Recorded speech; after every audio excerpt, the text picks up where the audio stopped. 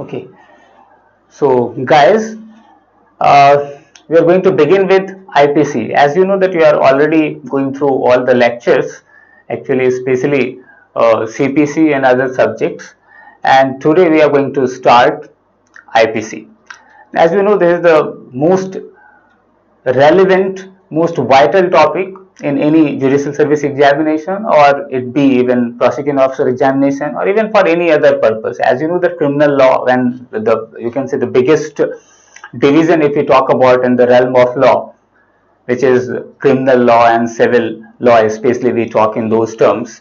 So criminal law especially, and in this uh, uh, division of, also you can say that the IPC, especially the substantive law, which defines the offences, which is the ultimate code to be resorted for the purpose of knowing that exactly which particular crime has been committed, what exactly will be the punishment for that. So for all other purposes, as we know that this is called even substantive law, which is of course very frequently used in contrast with procedural laws. So first you have to uh, at certain codify your substantive law, only then you can talk about procedural things to further the realization of those laws.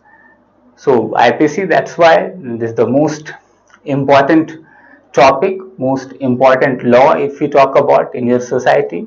Otherwise as well, even the who the person, the people who are not concerned with any of the judicial service examination, or who doesn't have to use this particular law, or the knowledge of this particular law for any other purpose to further any other goal, even for those as well, even the knowledge of this law becomes very important. Why? Because as we know that even uh, ignorance of law is not excused in any system. So everybody is presumed to know the law. So this is what the relevance, importance of this law is. So we are going to talk about IPC, the Indian Penal Code.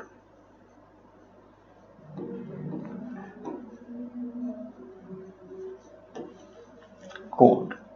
So Indian Penal Code. As we know that codification is the most important task. Only after codification we can have the opportunity to even know the law. So that presumption is not going to work if we don't codify the law. So what is law? अगर ऐसा presumption है कि हाँ law सब जानते हैं, तो कौन सा लॉ जानते हैं, वो लॉ कहाँ लिखा हुआ है, तो सर्टेनिटी उसके लिए सबसे ज्यादा जरूरी है. और इस सर्टेनिटी के लिए to have certitude regarding any particular law, and as we know that in every sphere of our life, whatever we pursue, any dimension of life, any aspect we can talk about, हर जगह आप जानते हैं कि क्या है, हम certainty खोजते हैं. तो जब तक सर्टेन नहीं होगा तब तक जाना ही किसको जाए. तो सिस्टम ये प्रिज्यूम करता है कि लॉ आप जानते हैं, तो इसलिए कोडिफिकेशन की जरूरत पड़ती है. जब तक कोडिफिकेशन नहीं था तब तक बड़ी मुश्किलात थी कि आप किस लॉ की बात कर रहे हैं. किसी ने क्राइम किया तो उसको कौन सी सजा मिलेगी. अगर जब तक सजा नहीं मिलेगी, इस बात की सर्टेनिटी नहीं होगी, तो वो डिस्करेज नहीं होगा. और वो डिस्करेज नहीं होगा तो सोसाइटी में कभी कोई भी क्राइम कर सकता है, कोई भी ऑफेंस कर सकता है, किसी के साथ कुछ भी बुरा हो सकता है.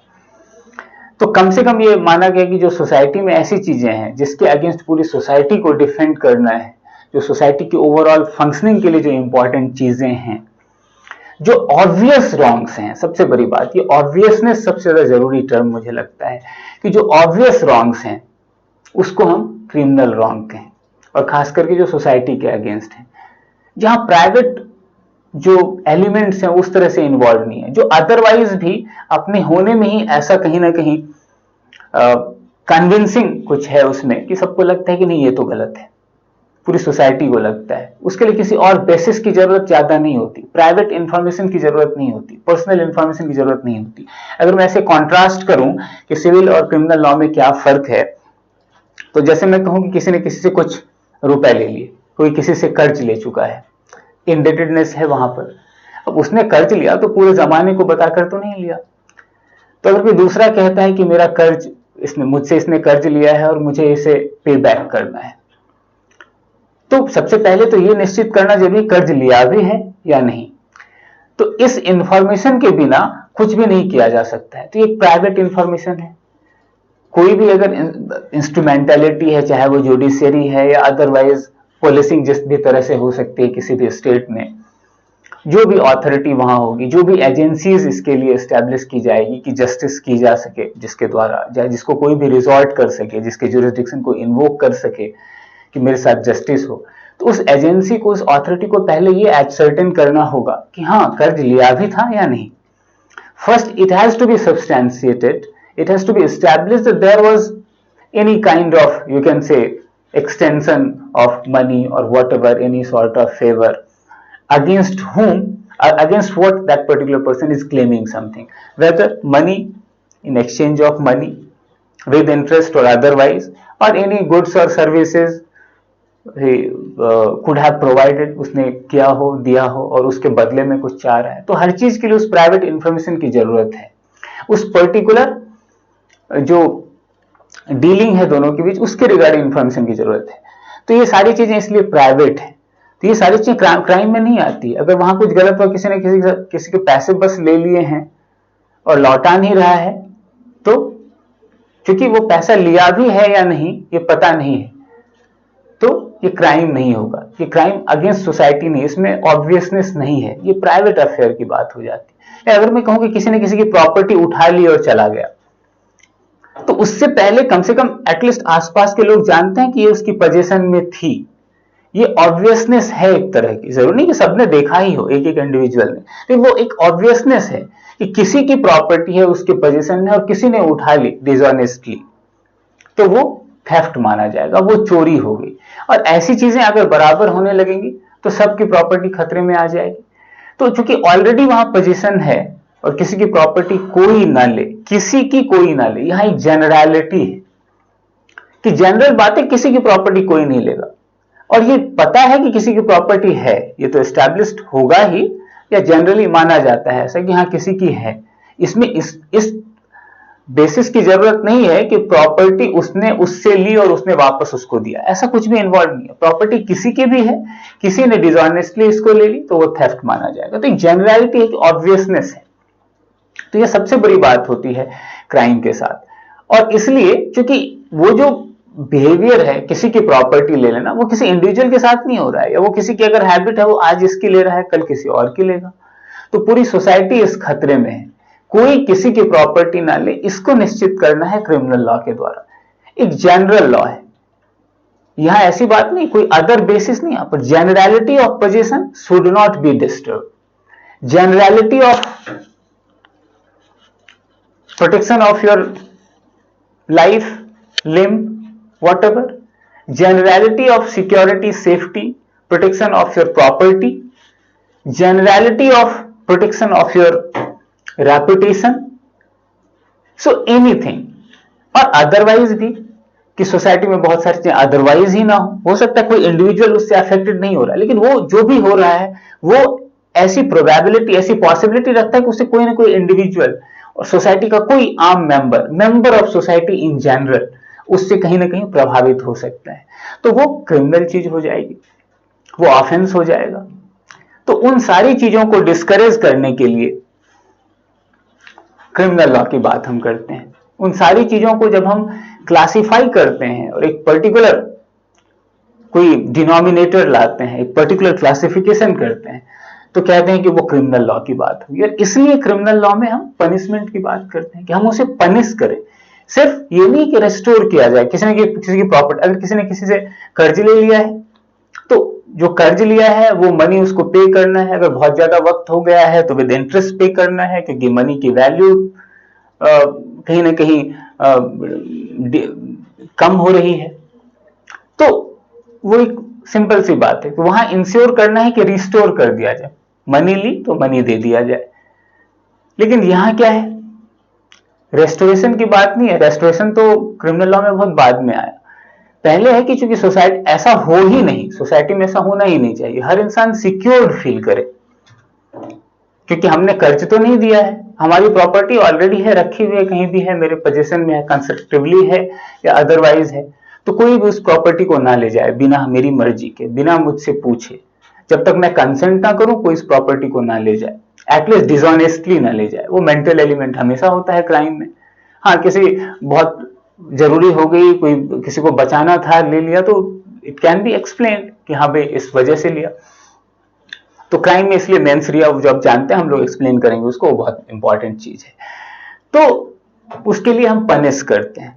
तो जब हम आईपीसी की बात करते हैं तो यहाँ पर इसलिए सबसे पहले बात होती है क्राइम की, यानी ऑफेंस की, जिसको कि हम डिफाइन करते हैं कि वो कौन सा ऑफेंस है, और अकॉर्डिंगली उसके लिए हम प्रिस्क्राइब करते हैं कि ये पनिशमेंट है। तो पहले ऐसा कुछ नहीं था, तो बहुत अनसर्टेनिटी थी ओवरऑल सोसाइटी के लिए, एक हमेशा डिलेमा था, एक अनसर्टेनिटी बनी हुई थी, सोसाइटी के पास कोई प्रेडिक्टेबिलिटी नहीं थी, सर्टेनिटी नहीं थी, तो सोसाइटी इनसिक्योर फील करती होगी उस वक्त। तो इन सारी चीजों को फिक्स करने के लिए हमने कहा कि क्यों ना इसको कोडिफाई किया जाए। तो धीरे धीरे कोडिफिकेशन आपको पता है कि हर जगह होने लगा, पूरी दुनिया में लॉज जरूरी है कि कोडिफाइड हो, और तभी माना जाएगा कि सबको पता है, और सबको पता है तो जब पता है आपको और उसके बावजूद आपने कमिट किया कोई क्राइम, उसको वायलेट किया है उस पर्टिकुलर लॉ को, तो यू डिजर्व पनिशमेंट। तो इस तरह से इसी फिलॉसफी पर कोडिफिकेशन बेस्ड है, क्योंकि लॉ की नॉलेज जरूरी है और लॉ की सर्टेनिटी जरूरी है। तो जब तक सर्टेन नहीं होगा तब तक जाना नहीं जा सकता है, या जानकर सर्टेन करें या सर्टेन कर दें, उसके बाद उसको आप कहीं ना कहीं पॉपुलराइज करें, उसको लोगों को अप्राइज करें उससे।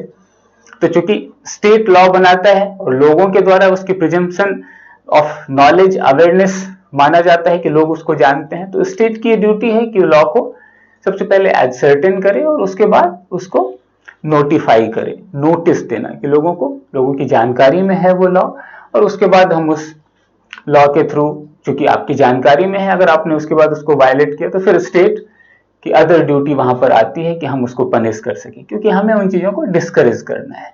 तो सोसाइटी के लिए बहुत जरूरी चीज है, इसलिए कोडिफिकेशन की फिलॉसफी यही है। अब जब हम आईपीसी की बात करते हैं, इंडिया की खासकर हम बात करते हैं कि इंडिया में आईपीसी हम कहते हैं इसे ओवरऑल जो क्रिमिनल लॉ है, प्राइमरीली बहुत सारे और भी लॉज हो सकते हैं जहां बहुत सारे वायलेशंस जो हैं वो कहीं ना कहीं पनिश किए जाते हैं, उसको डिस्करेज किया जाता है, वो रिवॉर्ड पनिशमेंट की बेसिस कहीं भी हो सकती है, लेकिन ओवरऑल जो मेन हमारा कोड है, जो सबसे इंपॉर्टेंट कोड है, जो जनरल कोड है हमारा क्राइम के रिगार्डिंग, वो है आईपीसी, इंडियन पिनल कोड। इसके अलावा बहुत सारी चीजें हो सकते हैं, आप कहीं भी देख सकते हैं कि छोटी छोटी चीजें भी जो है उसको ऑफेंस माना जाता है और उसके लिए पनिशमेंट की प्रेस्क्रिप्शन है। कुछ भी, आप छोटी सी बात है कि ट्रेन में भी चलते हैं, मेट्रो के दरवाजे बंद करने चाहिए नहीं चाहिए, कब क्या करना चाहिए, बहुत सारी ऐसी चीजें हैं जो प्रोहिबिटेड हैं, कहा जाता है कि आप नहीं कर सकते, और उसके लिए स्वाभाविक है कि साइमल्टेनियसली आप देखेंगे कि बहुत सारे अनाउंसमेंट्स होते रहते हैं कि हाँ अगर आप ऐसा करते हैं तो इसके लिए ऐसा पनिशमेंट है, छोटी बड़ी बहुत सारी पनिशमेंट्स इस तरह की, चाहे इंडियन रेलवे में आप देख सकते हैं। लेकिन जनरली आईपीसी जो जनरल क्राइम्स है उसकी बात करती है, वो कोई कन्फाइन नहीं है कि रेलवे या पर्टिकुलर दिल्ली मेट्रो और any particular metro bus or any kind of service provided by state or any other public agency anywhere in India, तो उसकी बात हम करें तो वो अलग कोई लॉ हो सकता है। लेकिन आईपीसी एक जनरल कोड है जिसमें आमतौर पर जो क्राइम हो सकते हैं, जो जनरली कहीं भी कमिट किए जा सकते हैं, उन सारे क्राइम्स की बात करते हैं। अगर रेलवे में हम ना भी लिखें या दिल्ली मेट्रो में ना भी लिखें तो वहां भी अगर थेफ्ट होगा तो वो एक जनरल बात है कि बस थेफ्ट है, वो इरेस्पेक्टिव ऑफ द फैक्ट कि वो इंडियन रेलवे के किसी ट्रेन में हो रहा है, किसी स्टेशन पर हो रहा है, या कहीं दिल्ली मेट्रो की किसी ट्रेन में हो रहा है, चाहे वो पिक पॉकेटिंग हो या कुछ भी हो, तो उसके लिए ऐसा नहीं है कि वो अदरवाइज पनिशेबल नहीं है, वो अदरवाइज पनिशेबल है। तो जनरली पनिशेबल जो भी चीजें, जो भी बिहेवियर्स हैं, प्रोहिबिटेड बिहेवियर्स, वो सब ऑलमोस्ट हमारी कोशिश है कि आईपीसी में हम उसको एक साथ रख दें। तो जनरल क्रिमिनल कोड हमने बनाने की कोशिश की, और जैसा आप जानते हैं कि सबसे पहले जो मॉडर्न लीगल सिस्टम की बात होती है तो ब्रिटिशर्स के टाइम से हमारे यहाँ कोडिफिकेशन शुरू होती हैं, चाहे whether it be criminal law, company law, or any other aspect of human life which was sought to be codified. तो आईपीसी उसी क्रम में उस कोडिफिकेशन की बात है। और पहली बात, जो क्रिमिनल चीजें पहले किसी को आकर्षित करती हैं, किसी के साथ कोई छोटी सी बात हुई, किसी ने कर्ज नहीं दिया या किसी दुकानदार से अपने पैसे सामान लिए और उसका पैसा नहीं दिया, तो ये छिटपुट बातें हो सकती हैं कि आपने पैसा कहा और नहीं दिया। तो प्राइवेट अफेयर्स में इसी तरह की इंटरपर्सनल दो प्राइवेट बीइंग्स, इन पर्सन्स के बीच ऐसी चीजें हो सकती हैं, तो वो बहुत दिमाग में नहीं आता। लेकिन जो जनरली थ्रेटनिंग चीजें हैं कि कहीं कोई किसी को मार दे रहा है, आमतौर पर कहीं चोरी हो रही है किसी लोकेलिटी में, या स्टेट के अगेंस्ट कुछ, स्टेट अपने इंटरेस्ट को प्रोटेक्ट करना चाहता है, चाहे कोई पैसे की नकल करने लगे, चाहे करेंसी की बात हो, चाहे काउंटरफिटिंग ऑफ क्वाइन हो, कोई भी चीज है जो भी स्टेट का इंटरेस्ट है। क्योंकि पहले स्टेट इसलिए बनाया जाता है कि स्टेट प्रोटेक्ट कर, जब स्टेट खुद ही प्रोटेक्टेड नहीं रहेगा, जो भी उसके मीन्स हैं, चाहे आम लोगों के लिए उसने वो चीजें कहीं ना कहीं इंट्रोड्यूस की हैं उनकी सुविधा के लिए, चाहे वो करेंसी इशू करने की बात हो या कोई और भी बात हो, या कोई ओवरऑल सिस्टम को कहीं ना कहीं रन करने की बात हो, तो उन सारी चीजों के अगेंस्ट पहले स्टेट खुद को प्रोटेक्ट करेगा, तभी तो वो इस हालत में होगा कि हम लोगों को भी प्रोटेक्ट कर सकें। तो वो सारी चीजें कहीं ना कहीं आईपीसी में है। तो स्वाभाविक है कि दोनों तरह के इंटरेस्ट को कहीं ना कहीं उसमें प्रोटेक्ट करने की कोशिश होगी, और उसके रिगार्डिंग उसी पर्टिकुलर अप्रोच के साथ किसी भी पर्टिकुलर बिहेवियर को प्रोहिबिट करने की कोशिश होगी। उसी तरह से कॉन्सोनेंट डेफिनेशंस होंगे, उसी तरह से जिस तरह का वो इंटरेस्ट है, जिस तरह का क्राइम है, जितना इंपॉर्टेंस है उसका, उसी के प्रोपोर्शन में हम उसके लिए पनिशमेंट प्रिस्क्राइब करते हैं। डिपेंड करता है कि किस तरह का ऑफेंस है। तो वो सारी चीजें कहीं ना कहीं आईपीसी में है। तो पहली बार जब ब्रिटिशर्स यहाँ थे, तो जैसा आप जानते हैं कि 1834 में 33 जो हमारा सबसे पहले चार्टर एक्ट था, उस चार्टर एक्ट के तहत फर्स्ट लॉ कमीशन की बात हुई, जो आपके थॉमस मैकॉले हैं उनको उसका चेयरपर्सन बनाया गया, और बात हुई कि हाँ आईपीसी जैसा कुछ ड्राफ्ट किया जाए, क्रिमिनल लॉ को इंडिया में कोडिफाई किया जाए। और आप जानते हैं कि उसके बाद एक एक्सरसाइज हुई, उसका ड्राफ्ट किया गया, फिर उसकी रिवीजन हुई, और फाइनली 1860 में आकर के वो डेट था अक्टूबर 6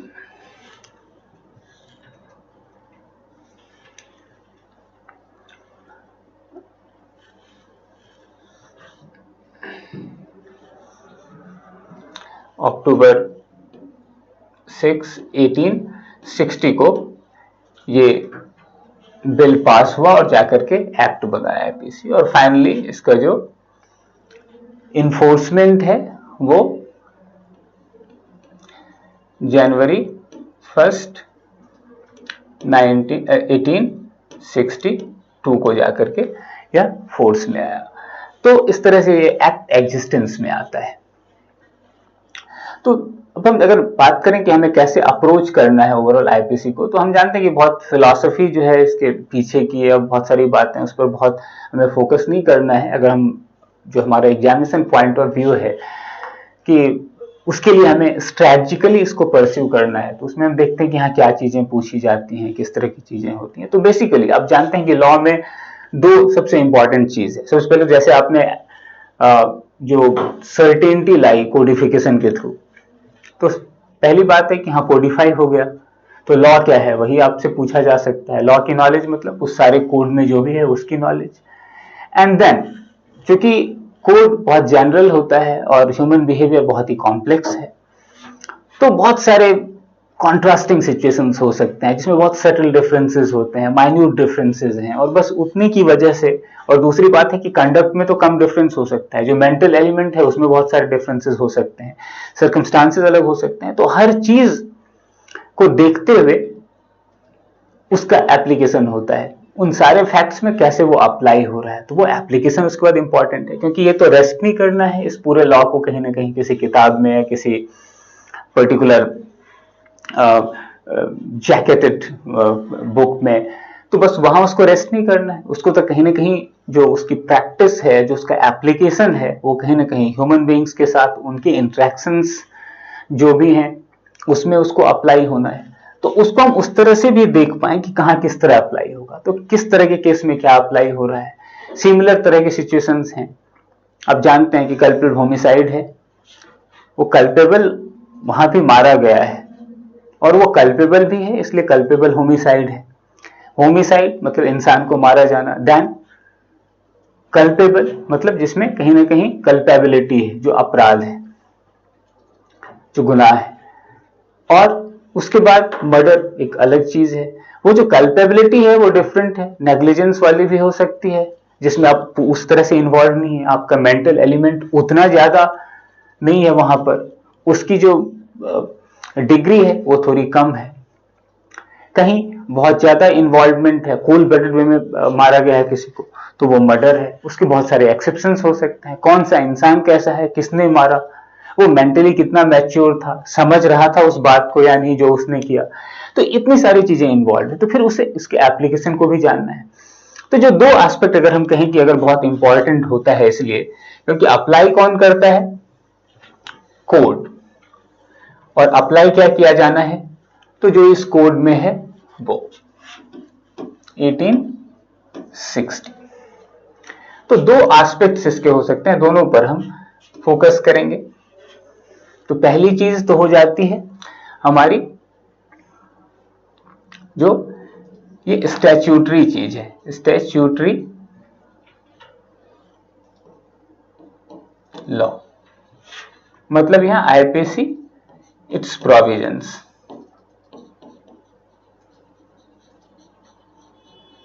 और दूसरी चीज, ये तो पहले इसको समझ लेना है, समझेंगे तभी इसको अप्लाई कर पाएंगे। तो फिर इसकी एप्लीकेशन की हम बात करें कि इसकी एप्लीकेशन ऑफ द कोड, यानी अप्लाई कौन करता है और यहां पर जो लीगल ऑथोरिटी बनती है वो कैसे बनती है, तो कोर्ट के हिसाब से। वो ठीक है कि हमारे यहां आप जानते हैं इससे डिसाइसिस का कॉन्सेप्ट, जो प्रिंसिपल है, वो कहीं ना कहीं प्रैक्टिस किया जाता है। सुप्रीम कोर्ट ने जो कह दिया वो सबके लिए लॉ है, प्रेसिडेंट फॉलो किया जाता है, तो वो जो प्रेसिडेंशियल लॉ है। तो यहां पर उसकी बात हम करें तो आप कह सकते हैं फाइनली कि ये केसेस, तो हम लॉ और केसेस दोनों के ब्लेंड को कहेंगे कि ये क्रिमिनल लॉ है। सिर्फ आईपीसी क्रिमिनल लॉ नहीं है, बल्कि दोनों का ब्लेंड है क्रिमिनल लॉ, क्योंकि unless it is interpreted it is nothing, unless it is applied it is nothing. तो लॉ नॉन लिविंग चीज नहीं है बल्कि लिविंग है, क्योंकि इसका कनेक्शन लिविंग के साथ है, इंसानों के साथ है, हर समय बहुत डायनामिक है। तो static law and then the dynamism, तो दोनों मिलकर ये जो स्टैटिक और डायनामिक का जो कॉम्बिनेशन है, हम इसको कहीं ना कहीं पढ़ने जा रहे हैं।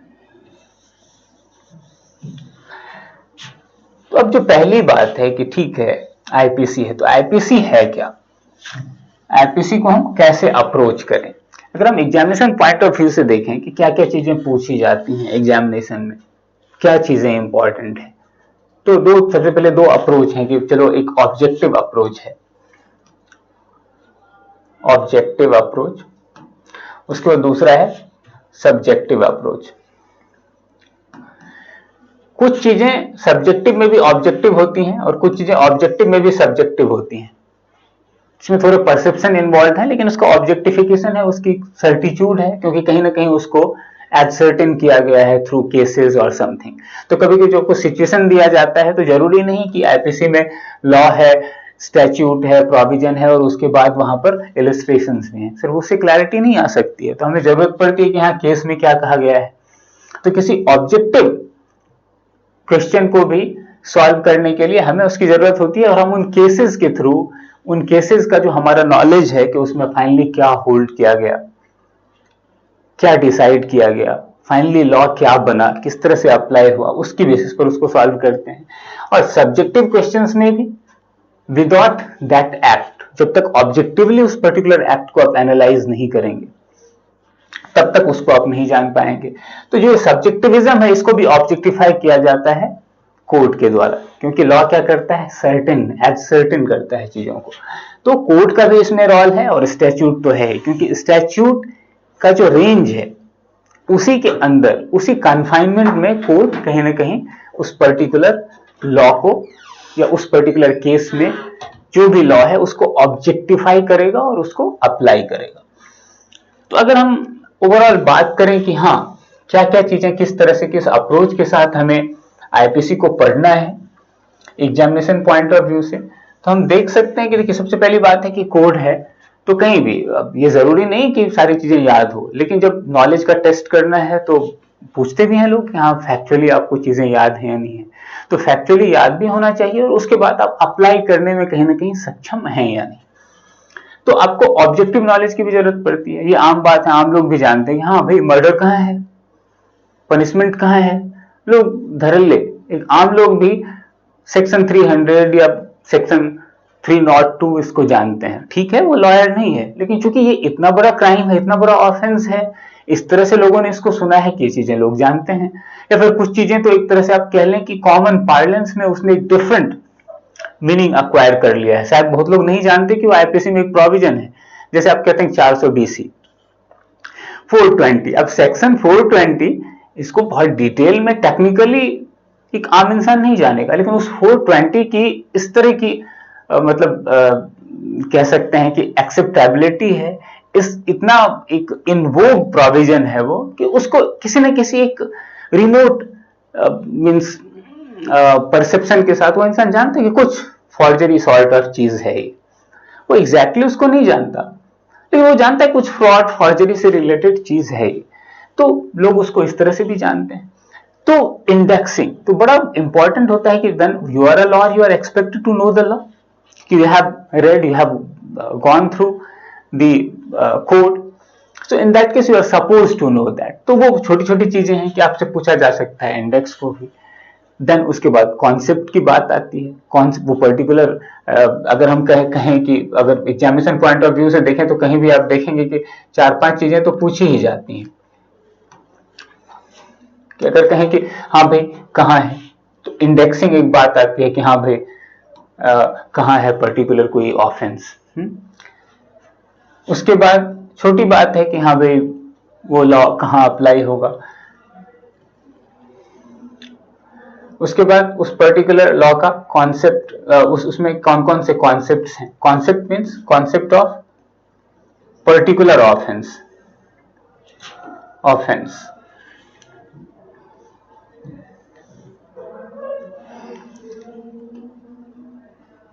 ऑफेंस या इसको ऑफेंस दोनों लिख सकते हैं आप, एक्चुअली दोनों में कोई डिफरेंस नहीं है, OFFENC और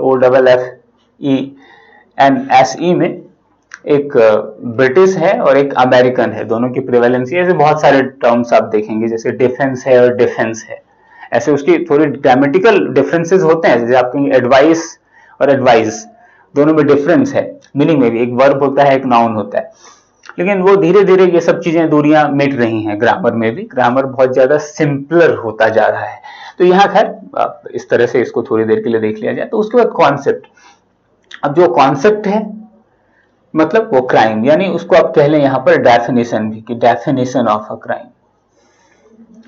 डेफिनेशन ऑफ अ क्राइम कहाँ है, उसके बाद कैसे डिफाइंड है, और डिफाइन करने के बाद क्या चीज आती है, डिफाइन तो कर दिया, तो फिर उसके बाद उसके लिए पनिशमेंट क्या, क्योंकि फाइनली ये है क्या, पीनल कोड है, नाम ही है इसका पीनल कोड, और वही सैंक्शन सबसे इंपॉर्टेंट, सिर्फ डिफाइन कर देने से कोई फायदा नहीं, जब तक पनिशमेंट आप नहीं देते, तो उसके बाद पनिशमेंट की बात आप करते हैं।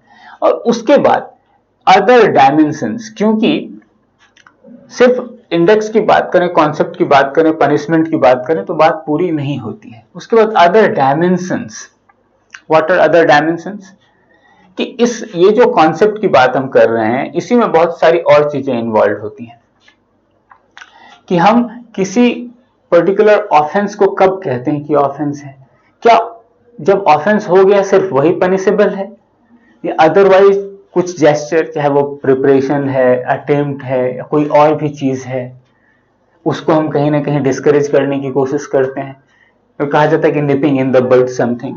तो बहुत सारी चीजें ऐसी हैं कि उसको प्रिपरेशन के वक्त ही हम कहीं ना कहीं, अगर ऑब्वियसनेस है कि ऐसी प्रिपरेशन बिल्कुल क्राइम से रिलेटेड है, ऑफेंस से रिलेटेड है, तो हम उस ऑफेंस को प्रिपरेशन के स्टेज पे ही चाहते हैं कि हाँ भाई उसको हम डिस्करेज करें। तो उसके लिए बहुत सारी चीजें हैं कि आप कहेंगे कि ये जो कॉन्सेप्ट है इससे ऑफशूट्स निकलते हैं कि प्रिपरेशन, अटेम्प्ट, इस तरह की जो चीजें हैं इसको हम कहीं ना कहीं डिस्करेज करने की कोशिश करते हैं। तो फाइनली हैं तो ये तीन चीजें ही मोटे तौर पर, लेकिन उसमें एक ऑफशूट निकलता है जो कि इसको ये नहीं कह सकते कि पर्टिकुलरली एक कंप्लीट ऑफेंस है या ऐसा हो चुका है, बल्कि उस ऑफेंस से जुड़ी हुई बहुत सारी ऐसी चीजें हैं जिसको आप कहीं ना कहीं डिस्करेज करना चाहते हैं, चाहे वो प्रिपरेशन है या अटेम्प्ट है, जो भी चीजें हैं। जैसे भी स्टेट चाहता है कि हाँ इस चीज को डिस्करेज करने के लिए जरूरी है, क्योंकि आप जानते हैं कि स्टेट ने जो कह दिया वही लॉ है फॉर द टाइम बिंग। हो सकता है वो गलत हो, बुरा हो, अच्छा हो, इसलिए बहुत सारे अमेंडमेंट्स होते हैं, बहुत सारी चीजें होती हैं उसके साथ, लेकिन फॉर द टाइम बिंग जो कह दिया गया, जो लॉ है वो है, और जो नहीं कहा गया वो नहीं है। क्योंकि अगर नोटिफाई नहीं किया गया, कोई पर्टिकुलर लॉ बन भी जाता है और नोटिफाइड नहीं, तो आप उसके लिए किसी को पनिश नहीं कर सकते। आप जानते हैं स्पेशली क्रिमिनल लॉ के केस में, क्रिमिनल लॉ जब तक नोटिफाइड नहीं है, और जब नोटिफाइड है उसके आगे ही, उसके बाद ही किसी ने अगर उसको कमिट किया, तभी आप कोई क्राइम कमिट किया तो उसको पनिश कर सकते हैं, उससे पहले कभी नहीं पनिश किया जा सकता है किसी को। तो इसलिए नोटिफिकेशन जरूरी है। तो प्रिपरेशन और अटेम्प्ट को भी अगर स्टेट को ऐसा लगता है कि नहीं इस तरह की प्रिपरेशन जो है वो गलत है, किसी ने ऐसा अटेम्प्ट भी किया और किसी अदर रीजन से वो पर्टिकुलर क्राइम ऑफेंस जो है वो रियलाइज नहीं हो पाया, उसका एक्सक्यूशन नहीं हो पाया, जो कि उसके बियॉन्ड था, उसने तो अपनी तरफ से कोशिश कर ही ली है जिसको करना है, तभी तो अटेम्प्ट मतलब बिल्कुल करने की कोशिश कर लेना, और फाइनली वो हो नहीं पाया। इसके अब बहुत सारी बातें कह सकते हैं, जैसे बहुत सारी चीजें इंसान को यूं भी बचाती हैं। पहले कोई ऐसा क्राइम हो सकता है कुछ किया तो कोई मर गया, अब मेडिकल फैसिलिटीज इतनी है कि आज के जमाने में कोई हो सकता है किसी को मारने की पूरी कोशिश कर दी, उसने बहुत वाइटली फैटली इंज्योर कर दिया, फिर भी हो सकता है कि उस इंजरी के बाद वो इंसान बच जाए, तो भाई मर्डर तो नहीं होगा, एटलीस्ट ग्रीवस हर्ट हो जाएगा, या फिर अटेम्प्ट टू मर्डर होगा, लेकिन मर्डर तो नहीं हुआ। तो मर्डर के लिए जरूरी है कि वो इंसान जो विक्टिम है वो सकम कर जाए उस इंजरी को। तो बहुत सारी ऐसी चीजें हैं, वो बहुत सारे टेक्नोलॉजिकल एडवांसमेंट, साइंटिफिक एडवांसमेंट की वजह से इस लॉ को रिवाइज करने की जरूरत पड़ सकती है, और बहुत सारे सोशल कॉन्टेक्स्ट भी उसके हो सकते हैं। तो इन सारी चीजों को आईपीसी कहीं ना कहीं डिस्करेज करने की कोशिश करती है। अब हम देखें कि आईपीसी का ओवरऑल स्कीम क्या है, कि क्या चाहती है आईपीसी। अगर हम इसकी बात करें तो, क्योंकि हमें फाइनली अपने कोड पर ही रिलाई करना है, इसके बियॉन्ड कुछ भी नहीं है, जो भी कॉन्सेप्ट्स हैं वो भी हमारे कोड में ही है। तो आईपीसी की अगर हम बात करें तो क्या है आईपीसी, इसका डिवीजन कैसे है, कितने सारे क्राइम्स हैं, किस किस चीजों की बात है, कौन कौन से प्रिंसिपल्स इनकॉर्पोरेट किए गए हैं, क्या सिर्फ क्राइम की बात है या पनिशमेंट की भी बात है, पनिशमेंट है तो कितने तरह की पनिशमेंट है, किस तरह से डिवाइड किया है, कितने तरह के क्राइम्स हैं, किसने एक तरह के क्राइम्स को हमने एक साथ क्लब किया है, तो उसकी स्कीम है। जो लॉ की बात करते तो लॉ होता है बड़ा ऑर्गेनाइज्ड, लॉ एक ऑर्गेनाइज्ड सिस्टम से आता है, ऑर्गेनाइज्ड और सिस्टमेटिक होता है, तभी तो वो सर्टेन है। कोई भी चीज सर्टेन किया जाएगा मतलब क्या, उसके साथ सिस्टमैटिक एक्टिविटी भी शामिल होगी, वो ऑर्गेनाइज्ड होगा। वेगनेस तो हमें लानी नहीं है। तो जब हम आईपीसी की बात करते हैं तो देखते हैं कि हमने कैसे इसको ऑर्गेनाइज किया है, कैसे सिस्टमेटाइज किया है, क्या रिलेशन है उसके अंदर चीजों में, वो भी हम देखेंगे जब हम, और खास करके जब हम इसके डिवीजन को भी देखते हैं तो इस अप्रोच के साथ देखना है। कभी कभी ये बहुत जरूरी है कि आप एम्पैथाइज करें, विजुअलाइज करें इवन कोडिफिकेशन को, कि मैकॉले ने क्या सोचा होगा, कि अगर ये कह रहे हैं मैकॉले कि नहीं चैप्टर 1 में ये होना चाहिए, चैप्टर 2 में ऐसा होना चाहिए, क्या इसके पीछे कोई रीजन था? ऐसे नहीं वेगली रैंडमली, तो ऐसा नहीं कि चैप्टर 1 में जो जी में आया लिख दिया। कोई चीज शुरुआत कैसे होती है और अंत कैसे होता है, इसका भी एक कुछ ना कुछ तो तरीका है, और जब इंसान खास करके सोच करके करता है, एक बड़ी एक्टिविटी है। मैकॉले साहब के साथ 3 और लोग वहां पर इन्वॉल्व थे, क्या क्या नाम था, इवन मैक्लॉयड थे, मिलेट थे, एंडरसन थे, तो ये सारे लोग भी इन्वॉल्व थे। तो बड़ी ऑर्गेनाइज एक्टिविटी है, जैसे आप कॉन्स्टिट्यूशन के विषय में जानते हैं कि बड़ी ऑर्गेनाइज एक्टिविटी है। इतनी बड़ी कॉन्स्टिट्यूशन असेंबली थी, बहुत सारे डिबेट्स, डिस्कशंस, फिर जाकर के हमने किसको कहाँ रखा, उसके पीछे भी एक रिलेशन है। तो हम उसको उस तरह से अप्रोच करेंगे, ऐसा नहीं कि हम रॉट लर्निंग नहीं करेंगे। ठीक है, बहुत सारी ऐसी चीजें हैं जिसको हमें याद करने की जरूरत पड़ती है, जहाँ कोई उपाय नहीं होता, लगता है कि नहीं इसको तो रॉट लर्निंग ही करनी पड़ेगी, बिल्कुल क्रैम करना पड़ेगा एक तरह से, बिल्कुल चाहे दोहरा कर करें या जैसे भी करें, नेमोनिक्स बना के करें। लेकिन मैं चाहता हूं कि अगर आप रीजनेबल नेक्सस के साथ देखें तो चीजें ज्यादा आसानी से समझ में आएंगी। तो मैं जो चैप्टराइजेशन है इसको बिल्कुल रीजनेबल नेक्सस देना चाहता हूं आपको, कि देखिए कैसे रीजनेबल कनेक्शन है, कैसे इंटरलिंकिंग है सबकी, कैसे एक के बाद एक है, तो उसके पीछे कोई वजह भी है। और जब उसको उस तरह से देखेंगे तो डीपर प्रोसेसिंग होगी और आपको बड़े आराम से चीजें याद भी रहेंगी। तो अगर मैं एपीसी की बात करूं तो इसमें मोटे तौर पर आप देखें तो इसमें चैप्टर्स हैं 23। ये 2 कलर्स पता नहीं क्यों हो रहे हैं। तो अगर मैं कहूं कि चैप्टर्स, तो नंबर ऑफ चैप्टर्स जो है इसमें, नंबर ऑफ चैप्टर्स वो 23 हैं। कुछ नए चैप्टर्स भी ऐड किए गए हैं जो बाद में लगा कि हाँ इसकी जरूरत है। जैसे मैं कहूँ तो खास करके वो नए चैप्टर्स हैं 5A, 9A और 20A। तो ये कुछ नए चैप्टर्स हैं, लेकिन जो मेनली अगर मैं कहूँ कि जो डिवीजन है इसका, तो 23 चैप्टर्स में इसका डिवीजन है। और उससे कितने सेक्शंस फिर निकलते हैं, तो टोटल सेक्शंस हो जाते हैं 511। ये नंबर ऑफ सेक्शंस हैं, नंबर ऑफ सेक्शंस हैं 511। अब इसमें क्या कनेक्शन है, कैसे हमने चैप्टराइज किया, आप इसको देखेंगे कि कैसे, क्योंकि ये सारी चीजें पूछी भी जाती हैं। जब हम कहें कि इंडेक्सिंग की बात है तो पूछा जाता है कि हाँ चैप्टर 1 में क्या है, चैप्टर 2 में क्या है, किस चैप्टर में क्या है, तो पूछा जा सकता है। कहाँ अटेम्प्ट है, कहाँ crime offence related to body है, कहाँ ऑफेंस रिलेटेड टू प्रॉपर्टी है, कहाँ अगेंस्ट स्टेट है, कौन से डायमेंशन, तो उसको आप देखेंगे एक उसका सिलसिला है। तो हम इसी की बात कर लें आज। तो अगर हम देखें कि 23 चैप्टर में क्या क्या है, तो अगर हम उस 23 चैप्टर को भी डिवाइड करने की कोशिश करें किसी कॉन्सेप्ट के थ्रू, कि अगर एक हम देखें कि कोई मोटी बात है जिसमें हम कहीं ना कहीं उसको और फर्दर डिवीजन कर सकें, क्लासिफिकेशन कर सकें, सेक्शन में उसको बांट सकें, तो हम इस तरह से देख सकते हैं कि क्या क्या है। तो सबसे पहली बात, अगर कोई स्टैच्यूट जब उसकी शुरुआत होगी तो कहां से शुरुआत होगी,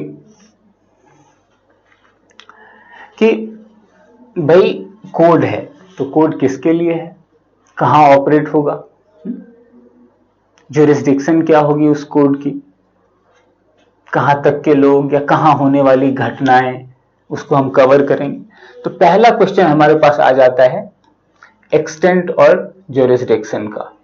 एक्सटेंट या ज्यूरिसडिक्शन इसको कह लें,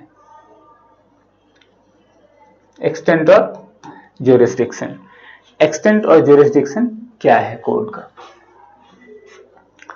तो पहला चैप्टर जैसे मैंने कहा कि क्या होगा, एक्सटेंट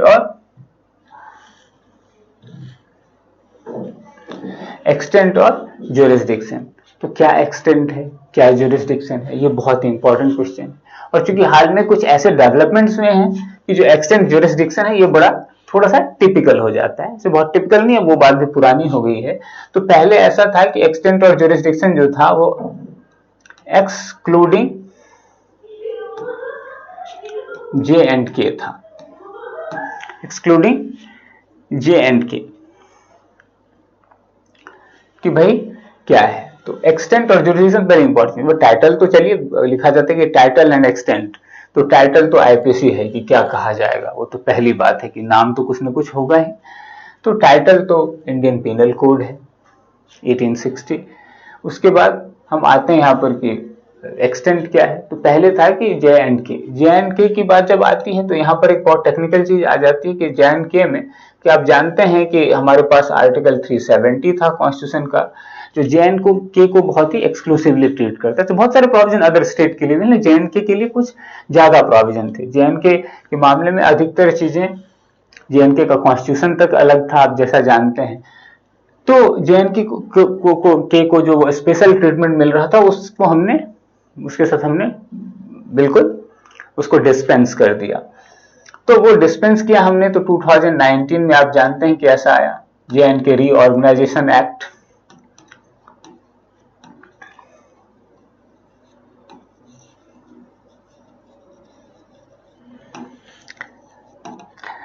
तो इस 2019 में हमने IPC को JNK में भी अप्लाई कर दिया। इससे पहले JNK में कौन सा कोड था, तो आप जानते हैं कि रणबीर कोड, वो किंग रणबीर सिंह थे, उन्हीं के नाम पर वो रणबीर कोड हुआ करता था। वही वहां की जो कह सकते हैं कि काउंटर पार्ट IPC थी। वहां पर IPC का कोई काउंटर पार्ट था, तो वो ये रणबीर कोड था। तो ये एक पहली इंपॉर्टेंट बात है कि हाँ भाई, जो एक्सटेंट और जुरिस्डिक्शन है वो क्या था। तो चैप्टर 1 की अगर हम बात करेंगे तो एक्सटेंट और जुरिस्डिक्शन की बात है। तो ये एक जनरल बात है कि भाई एक्सटेंट और जुरिस्डिक्शन क्या होगा, इसमें किसी ऑफेंस की बात नहीं है। तो आप देखेंगे तो इस आधार पर हम इसको अगर फर्दर क्लासिफाई करें कि भाई कौन कौन सी चीजें हैं पूरे IPC में, हम उसको कैसे क्लासिफाई कर लें कि हाँ कौन से सेक्शंस कहाँ हैं, कितने चैप्टर एक साथ हैं, उन चैप्टर्स के बीच क्या रिलेशन है, हम उसको देखें तो हम यहाँ देख सकते हैं कि हाँ, जो 1 to 5 चैप्टर आप देखेंगे, चैप्टर 1 to 5 ये बड़ा जनरल सा है, ये जनरल इंफॉर्मेशन देता है IPC के बारे में। जैसे मैंने कहा कि एक्सटेंट एंड जुरिस्डिक्शन की बात कर लिया आपने कि भाई इंट्रोडक्शन है उसमें, कि यहाँ इंट्रोड्यूस किया जा रहा है कि पर्टिकुलर जो ये कोड है ये है क्या। तो पहला इंट्रोडक्शन कि मैं हूं कौन, मेरा काम क्या है, तो वो सारी चीजें। तो इंट्रोडक्शन में टाइटल, एक्सटेंट जो चीजें हैं, कहाँ अप्लाई होगा, मैंने कहा एक्सटेंट और जुरिस्डिक्शन मतलब कहाँ अप्लाई होगा, तो वो सारी चीजें हैं। तो आप देखेंगे कि सेक्शन 1 बात करता है कि भाई टाइटल है, एक्सटेंट है, उसके बाद जो ऑफेंसेस हैं वो कहाँ कमिट होंगे, क्या इंडिया में कमिट होंगे तो ही पनिशेबल हैं, बाहर कमिट हो रहे हैं तो भी पनिशेबल हैं या नहीं है, इंडियंस कमिट कर रहे हैं तो कहां तक पनिशेबल हैं, अदर फॉरेनर्स कमिट कर रहे हैं तो कहां कमिट कर रहे हैं, उसका इंसिडेंस कहां हो रहा है, कॉन्सिक्वेंस कहां पर फॉलो कर रहा है, उन सारी चीजों को कि हाँ एक फॉरेनर भी कमिट कर रहा है और अगर इंडिया पे कुछ उसका इफेक्ट है, इंडियंस पे कुछ इफेक्ट है, तो वो कहीं ना कहीं पनिशेबल हो सकता है। तो वो सारी चीजें हैं। तो चैप्टर 1 बात करता है उसकी। अब चैप्टर 2 की हम बात करें तो पहले, अब BNS में बहुत सारी चीजें बदल गई हैं, जनरल एक्सप्लेनेशन हैं उसमें कि कौन सी चीज क्या है, मतलब जो जनरली हर जगह यूज हुए हैं जो टर्म्स हैं, कुछ भी जैसे man, woman, life, person, property, general word जो कि हर जगह बहुत ही प्रीवैलेंट, बहुत ही कॉमन वे में यूज किए गए हैं, इरेस्पेक्टिव ऑफ चैप्टर, सेक्शन। जैसे पर्सन है, मेंसरिया की बात होगी तो हमेशा डिसऑनेस्टली, फ्रॉडुलेंटली, गुड फेथ, इस तरह के जो टर्म्स हैं, जो जनरल टर्म्स हैं, जिसको किसी पर्टिकुलर सेक्शन, पर्टिकुलर प्रोविजन से मतलब नहीं है, वो हर जगह है कहीं कहीं, तो वो सारी चीजें आ जाती हैं। तो चैप्टर 2 उसकी बात करता है। उसके बाद हम बात करते हैं पनिशमेंट की, कि कितने तरह की पनिशमेंट। तो पनिशमेंट भी जनरल, तो कितने तरह की पनिशमेंट है, उसमें से कोई कहीं भी हो सकता है, या किसी ऑफेंस के लिए दोनों तरह के पनिशमेंट्स हो सकते हैं, 3 तरह के पनिशमेंट्स हो सकते हैं। तो पनिशमेंट कुछ ही तरह के हैं कि चलो भाई हम अगर जनरली बात करें, चलो इम्प्रिजनमेंट हो सकता है, सिंपल इम्प्रिजनमेंट हो सकता है, उसके बाद जो आप कह लें कि उसके भी अलग अलग हैं, किस डिस्क्रिप्शन का है, रिग्रेस इम्प्रिजनमेंट है, तो इस तरह की चीजें। तो पनिशमेंट की टाइप जो है वो वहां है। तो जो 3rd चैप्टर है वो पनिशमेंट की बात करता है। उसके बाद हम बात करते हैं, मैंने कहा कि जनरल चीजें हैं, तो अगर हम ऐसे देखें तो पहला तो एक्सटेंट, टाइटल, इंट्रोडक्शन हो गया, पहला इंट्रोडक्शन की बात करता है, दूसरे की बात करें तो जनरल एक्सप्लेनेशंस की बात करता है। अभी तक हम ऑफेंस की बात नहीं कर रहे हैं। तीसरा किसकी बात कर रहा है, तो पनिशमेंट की बात कर रहा है, पनिशमेंट की बात कर रहा है। चौथे की बात हम करें, अब आते हैं फोर्थ चैप्टर पर, ये किसकी बात करता है, तो हम जनरल एक्सेप्शन की यहां बात करते हैं। है कि बहुत सारी चीजें, बहुत सारे क्राइम्स हो सकते हैं, लेकिन किसने कमिट किया, किसी ने भी कमिट किया हो, वो पनिशेबल है। बहुत सारे क्राइम्स, बहुत सारे एक्ट्स ऐसे हो सकते हैं कि किसी ने कमिट किया, चाहे वो क्राइम कोई भी हो, किसी ऐसे इंसान ने कमिट किया है, चाहे वो चाइल्ड है या फिर इंसेन है, because of unsoundness of mind, because of his immaturity, because of any other deficiency, may be just to deprive him of having any intention to be entertained for commission of that particular crime। अगर ऐसा है तो generally, क्योंकि आप जानते हैं कि सबसे जनरल बात क्या है क्राइम में, मेंस रिया। तो अगर किसी भी वजह से बहुत सारे लोग मेंस रिया नहीं रखते हैं एक पर्टिकुलर क्राइम के लिए, लेकिन एक्ट कहीं ना कहीं कोई ना कोई कमिट हो रहा है जो उस पर्टिकुलर डेफिनेशन में एक्ट, जो उसका एस्पेक्ट है, एक्टस रियूस एस्पेक्ट है, उसको कहीं ना कहीं जो है वो सेटिस्फाई कर रहा है, तो उस केस में वो क्राइम हो सकता है। लेकिन चूंकि ऐसे लोगों ने उसको कमिट किया है जो मेंटली इमेच्योर है, जो मेंटली अंडर डेवलप्ड हैं, जो मेंटली इल हैं, इमेच्योर हैं, तो वो क्राइम नहीं होगा, या किसी सर्कमस्टांसेस की वजह से क्राइम नहीं होगा। अब एक आम इंसान मार रहा है किसी को, तो वो क्राइम है। इंस्टिगेट कर रहा है किसी का मारना, तो वो क्राइम है। इंस्टिगेट कर रहा है, अबिट कर रहा है किसी का मारना, किसी की प्रॉपर्टी का लॉस या कुछ भी, चाहे वो थेफ्ट अबिट करे, डकैती अबिट करे, मर्डर अबिट करे, कल्पेबल होमिसाइड को अबिट करे, वो सारी चीजें क्राइम हो सकती हैं। लेकिन किसी पर्टिकुलर सर्कमस्टांसेस की वजह से वो क्राइम नहीं है, तो वो सारी चीजें जनरल, कि वो irrespective of the offense, irrespective of whether it be against a person, whether it be against property, whether it be against reputation, whether it be against state, उस पर्टिकुलर चीज को हम क्राइम नहीं मानेंगे, क्योंकि वो एक्सेप्शन हैं और वो जनरल एक्सेप्शंस हैं। अब जनरल एक्सेप्शन क्यों है, क्योंकि हम एक ऑर्गेनाइज्ड काम कर रहे हैं। हम हर सेक्शन में जाकर, हर प्रोविजन में जाकर नहीं कह सकते कि हाँ ये क्राइम है, उसके बाद ये चीजें होगी तो ये क्राइम नहीं होगा, इन लोगों ने किया है तो ये क्राइम नहीं होगा, इस तरह के लोगों ने किया है तो ये क्राइम नहीं होगा, इस तरह के सर्कमस्टांसेस हैं तो ये क्राइम नहीं होगा। तो हमने इसको इसलिए जनरल एक्सेप्शन बना दिया कि वो irrespective of the kind of nature of crime वो हर जगह अप्लाई होगा, इसलिए उसको हमने कहा है जनरल एक्सेप्शन। तो वो जनरल एक्सेप्शन वाला टॉपिक है कि जनरल एक्सेप्शंस हैं वहां पर, तो वो जनरल एक्सेप्शन जैसी चीज है। तो कुछ भी, चाहे आप कह लें कि बहुत सारे इसके प्रोविजंस हैं, आप जानते हैं कि जुडिशियल कैपेसिटी में किसी ने कोई क्राइम किया, किसी चाइल्ड ने किया, किसी अनसाउंड माइंड के इंसान ने किया, किसी इनएप्रिएटेड इंसान ने किया, जिसने कि इनवॉलेंटरी इंटॉक्सिकेशन किया हुआ है, उसको करवा दिया गया किसी ने, तो वो सारी चीजें क्राइम नहीं होंगी। तो इस तरह से तो आप एक देख सकते हैं कि इसमें एक रिलेशन है। पहली बात इंट्रोडक्शन होगी, अब जनरल चीजें हैं तो पहले हम चीजों को एक्सप्लेन तो कर लें। जनरल चीजों को एक्सप्लेन नहीं करेंगे तो फिर मीनिंग एट सर्टेन कैसे करेंगे, तो इसलिए जनरल एक्सप्लेनेशन की बात हमने उसके बाद कर ली। उसके बाद हम बात करते हैं पनिशमेंट के काइंड की, kind of punishment, particular offence की पनिशमेंट नहीं है, पर काइंड ऑफ पनिशमेंट, किस किस तरह की पनिशमेंट होगी, क्योंकि हर ऑफेंस में जाकर के हम अलग अलग तरह से पनिशमेंट को नहीं डिफाइन करेंगे। इस तरह की पनिशमेंट है, इस तरह की पनिशमेंट अगर कही गई है तो इसका यह मतलब है, अगर रिगरस इंप्रिजनमेंट कहा गया तो ये मतलब है, अगर लाइफ इंप्रिजनमेंट कहा गया है तो ये मतलब है, अगर सेंटेंस डेथ सेंटेंस कहा गया है तो उसका ये मतलब है। तो ये जनरलिटी ऑफ पनिशमेंट की बात हो रही है कि पनिशमेंट क्या है, किसी ऑफेंस के पनिशमेंट की बात यहां नहीं हो रही है।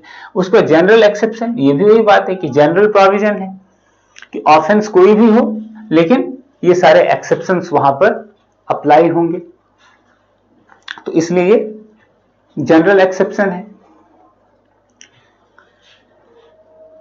अब जनरल एक्सेप्शन के बाद दूसरी बात आती है क्या, जो इरेस्पेक्टिव ऑफ ऑफेंस फिर काम करेगा।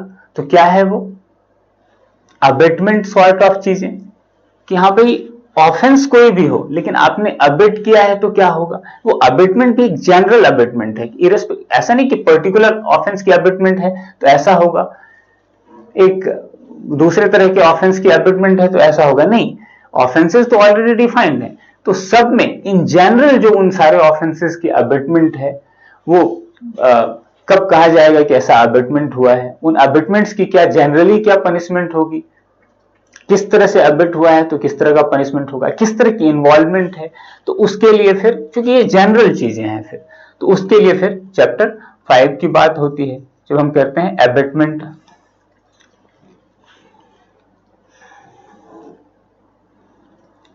अबेटमेंट ऑफ ऑफेंस की बात होती है।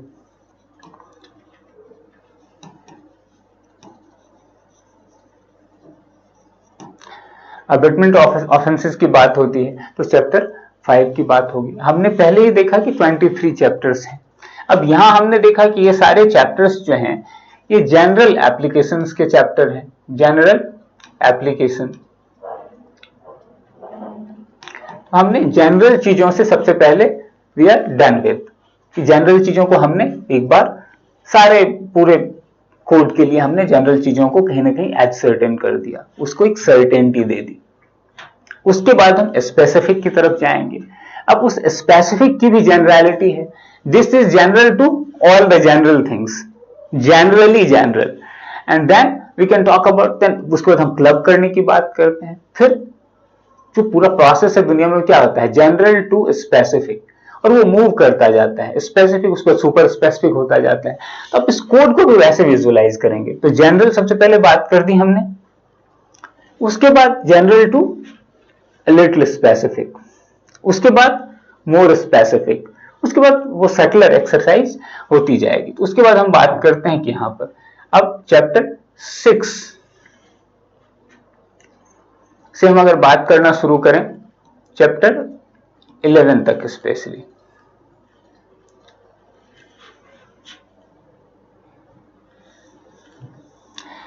तो ये एक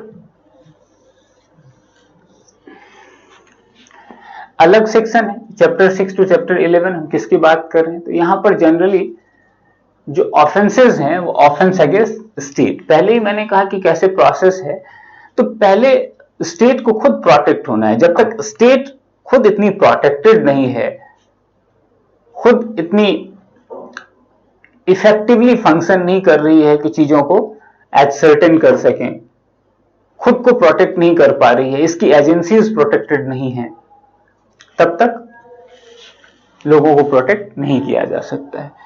तो हम स्टेट की बात करते हैं, इसलिए तो प्रोटेक्शन ऑफ स्टेट, तो यहां पर ऑफेंसेस अगेंस्ट स्टेट की बात होती है।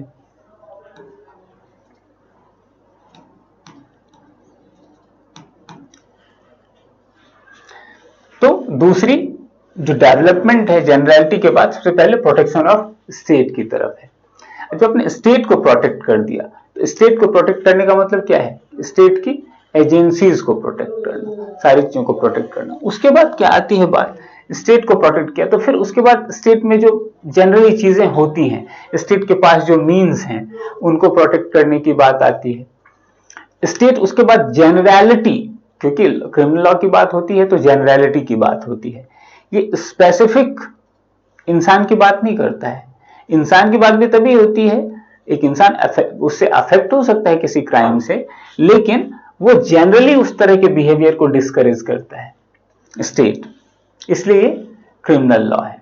सिविल लॉ में वो बात नहीं होती है। तो यहां पर generality of duty, generality of right की बात होती है।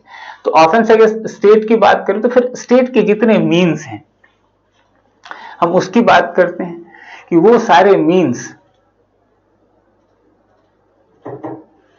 किस तरह से प्रोटेक्ट किए जाएंगे, उसको किस तरह से हम प्रोटेक्ट करें, तो वो एक दूसरा क्लासिफिकेशन हो जाता है।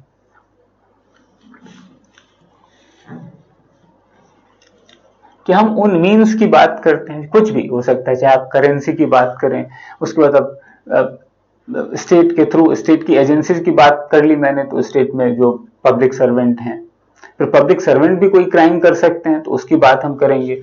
उनके पब्लिक सर्वेंट के द्वारा क्राइम होता है, पब्लिक सर्वेंट के अगेंस्ट क्राइम होता है, तो बहुत सारी चीजें हो सकती हैं, तो वो सारी चीजें यहां इन्वॉल्व हैं। उसके बाद जो जो भी मीन्स हैं उसके, पब्लिक सर्वेंट या एजेंसीज किन चीजों के सहारे काम करती हैं, किस तरह से सोसाइटी फंक्शन करती है, सोसाइटी का जनरल इंटरेस्ट क्या है, चाहे वो स्टेट के थ्रू हो या अदरवाइज भी सोसाइटी में कुछ कॉमन हो। जैसे अगर मैं कहूं कि जैसे करेंसी की बात की मैंने, जैसे मैं रिलीजन की बात करूं, जनरली जहां कोई इंडिविजुअल सीधे सीधे पहले प्रभावित नहीं हो रहा है, जैसे करेंसी, अपने आप में करेंसी को अगर कोई कॉन्ट्रफिट कर रहा है, क्वाइन को कॉन्ट्रफिट कर रहा है, अगर जो करेंसीज है, फेक करेंसीज आ रही हैं मार्केट में, तो ओवरऑल सोसाइटी के अगेंस्ट वो किसी इंसान के हाथ में नहीं भी गया, उससे पहले भी वो क्राइम है, क्योंकि अगेंस्ट स्टेट है। स्टेट जिस मीन्स का यूज कर रहे, जो इंस्ट्रूमेंट्स हैं उसके हाथ में सोसाइटी के फंक्शनिंग के लिए, उन सारी चीजों को कहीं ना कहीं आप डिरेल कर रहे हैं। स्टेट की जो फंक्शनिंग है उसको कहीं ना कहीं आप निगेटिवली इन्फ्लुएंस कर रहे हैं, इंपैक्ट कर रहे हैं, तो वो सारी चीजें यहां पर इन्वॉल्व हो जाती हैं। तो उसके बाद देखेंगे कि यहां से हम उस तरफ मूव करते हैं, तो वो सारी मीन्स, तो इसमें यहां पर आप देखेंगे कि करेंसी, क्वाइन से लेकर के even religion, offence against religion, मैंने इसलिए कहा कि इवन सोसाइटी इन्वॉल्व होती है, तो ऑफेंस अगेंस्ट रिलीजन तक की बात आती है। और उसके बाद हम बात शुरू करते हैं ऑफेंस अगेंस्ट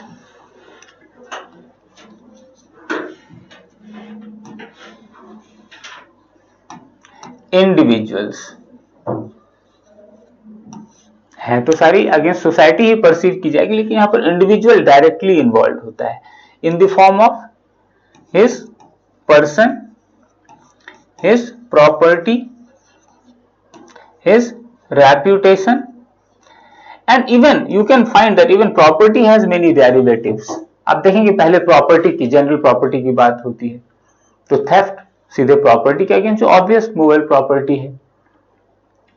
उसके बाद आप देखेंगे प्रॉपर्टी का एक डेरिवेटिव, प्रॉपर्टी की बेसिस क्या होती है, डॉक्यूमेंट, डॉक्यूमेंट में क्या होता है, कॉन्ट्रैक्ट। तो इस तरह से आप देखेंगे कि मूव करता जाता है पूरा जो सिस्टम है, तो वो एक इंटरलिंकेज है, उसका एक सिस्टम है बना हुआ कि हाँ किस तरह से पहले हमने जनरलिटी को फोकस किया, उसको कंसेंट्रेट किया, उसको एड्रेस करने की कोशिश की, then we come to even the protection of state, we chose to criminalize or affix criminal liability with respect to certain behaviors which may discourage even the agencies established by a state, or even the entirety state is being discouraged or it is being undermined. तो एक undermined agency किसी को protect क्या कर पाएगी, तो इसलिए हमने पहले स्टेट को फोकस किया। उसके बाद जो स्टेट के बाद भी जो जनरल चीजें हैं, स्टेट्स की मीन्स हैं, एंड देन जो कॉमन चीजें हैं, जो एक इंडिविजुअल नहीं भी प्रभावित हो रहा है तो भी, इसलिए हमने यहां पर कहा कि इसके बाद अब देखेंगे कि रिलीजन जैसी चीजों को, करेंसी, ये सारी चीजें, देन रिलीजन, इन सारी चीजों को हमने कवर किया। उसके बाद ऑफेंस अगेंस्ट इंडिविजुअल, जहां पर इंडिविजुअल डायरेक्टली कहीं ना कहीं जो है वो प्रभावित हो रहा है। तो इंडिविजुअल, फिर इंडिविजुअल के दो एस्पेक्ट्स हैं, पहले पर्सन होगा, फिर तो प्रॉपर्टी होगी। उस पर्सन में भी, पर्सन के बाद पर्सन की एक इंटैक्ट चीज, natural personality, then his social personality. आप देखेंगे कि उसमें मैरिज इन्वॉल्व होगा, तो बाद में मैरिज की बात हम करते हैं कि मैरिज से रिलेटेड बातें हैं, क्योंकि वो भी पर्सनल तो है लेकिन वहां पर सोशल एस्पेक्ट्स आ गए हैं। नहीं होते, मैरिज नहीं होता तो कुछ और हो सकता था। तो इस तरह से चीजें मूव करती हैं। प्रॉपर्टी की जब हम बात करते हैं तो पहले property in general, tangible property, then basis of property, documents की हम बात करते हैं। फिर डॉक्यूमेंट्स में क्या होता है, तो प्रॉपर्टी की बेसिस हो सकता है contract, transfer of property through उसके थ्रू होता है, तो उसके रिगार्डिंग ट्रांसफर ऑफ प्रॉपर्टी अलग चीज है, वो प्राइवेट होगा। लेकिन कोई कॉन्ट्रेक्चुअल बेसिस है तो कॉन्ट्रैक्ट से रिलेटेड कुछ ऑफेंसेस हो सकते हैं, उसको भी हमने कवर करने की कोशिश की है। तो ये पूरा आईपीसी इस तरह की चीज है और यही ओवरऑल स्कीम है कि आईपीसी में इसी तरह से लिंकेज, इस तरह से चैप्टराइजेशन है। हम स्पेसिफिकली चैप्टर की बात अगले लेक्चर में करेंगे। तब तक के लिए इतना ही। ये ओवरऑल एक कॉन्सेप्ट है कि मैंने आपको लिंक करने की कोशिश की, आप सारे चैप्टर्स को देखेंगे। एक ओवरव्यू था कि इस तरह से डिफरेंट कॉन्सेप्ट्स को हमने रिकॉग्नाइज किया है, उसको कहीं ना कहीं कोडिफाई करने की कोशिश की है, उसके रिगार्डिंग स्पेसिफिक चैप्टर्स हमने इंट्रोड्यूस किए हैं आईपीसी में, और स्पेसिफिकली हम उन सारे चैप्टर्स को थोड़ा ऑब्जेक्टिव डिस्क्रिप्शन के साथ अगली क्लास में डिस्कस करेंगे। तब तक के लिए धन्यवाद।